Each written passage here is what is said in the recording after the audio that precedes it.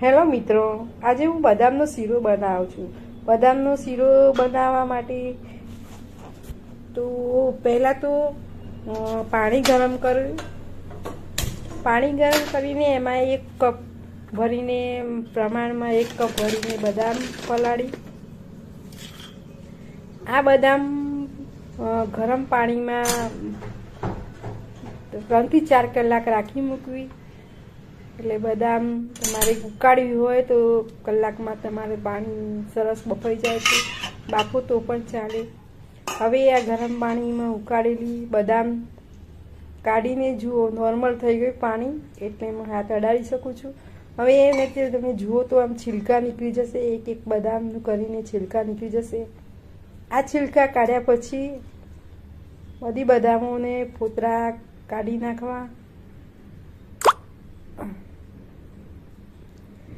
બદામના ફોતરા કાઢ્યા પછી મેં એક મિક્સર જારમાં રાખી અને ગ્રાઇન્ડ કરી દીધું. હવે એક કઢાઈ લીધી. કઢાઈમાં મેં ઘી 1 ચમચો ભરીને લીધું અને એમાંથી પછી બદામનો જે ભૂકો કર્યો હતો, મારે તો ગ્રેવી જેવું થઈ ગયું છે તો બદામ પલળી હતી વધારે, એટલે સરસ લચકા જેવી થઈ ગયેલી છે. તે મિક્સરમાંથી કાઢીને તાવડામાં ભેગી કરી દેવું.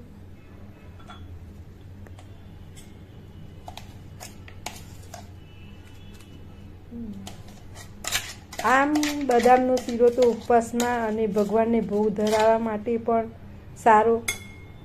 જુઓ, 1 કપની ગ્રેવી કાઢીને સાઈડમાં એ બધું કપમાંથી કાઢી લીધું. હવે જુઓ, કેસરના તાંતણા મેં લીધા છે.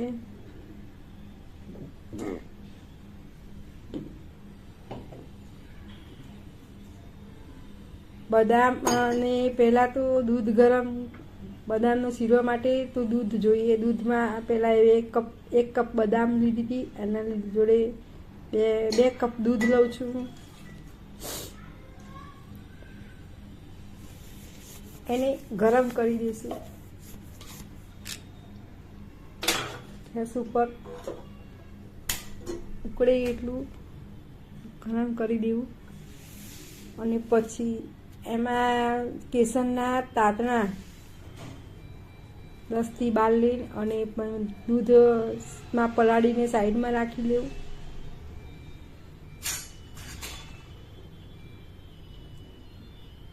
સાઈડમાં રાખીને પછી બાજુમાં મૂકીને દૂધ ગરમ કરવા દેવું. આ શીરો તો કેલરી વ્યક્તિ દીઠ 600 કેલરી મળે છે. એક વ્યક્તિ દીઠ શીરો 100 ગ્રામ શીરો તમે ખાઈ જાઓ તો 600 કેલરી. અને બદામ ઉચ્ચ અને ઉષ્ણક મૂલ્યને લીધે પહાડ ખેડૂતો અને પ્રવાસીઓને અનુકૂળ છે. જુઓ, એ હું હલાવીને હવે ધીમા તાપે આવી રીતે હલાવતા રહેવાનું. જેમ આપણે ઘઉંનો શીરો બનાવીએ તેવી રીતે જ બનાવવાનું. એકદમ આસાનની રીત છે આ. તમારે જુઓ, હવે ધીમા તાપે તમે શેકશો એટલે ઘી ઉપર આવી જશે અને બધી બદામનું જે લચકા જેવું અને કણીદાર થઈ જશે.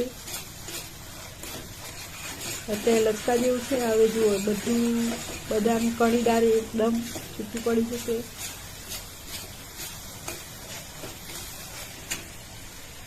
હવે ગેસ ધીમો કરાવી અને ગેસ થોડો ફૂલ કરી દીધો, ધીમો નહીં ફૂલ કર્યો. અને પછી હવે દૂધ નાખશું. છાંટા ન ઉડે તેનું ધ્યાન રાખવાનું. ગરમ દૂધ હોય એટલે તમારા છાંટા નહીં ઉડે. હવે તેને હલાવતા રહેશું. મારે સહેજ વિડીયો થોડો સેટિંગ ખસી ગયું છે, પણ માફ કરજો. જો દૂધ મેં રેડી. હવે દૂધ ઉકળી ને ત્યાં સુધી એને હલાવતા રહેવાનું. નીચે ચોંટે નહીં તેનું ધ્યાન રાખવાનું. માવા જેવો થઈ જશે.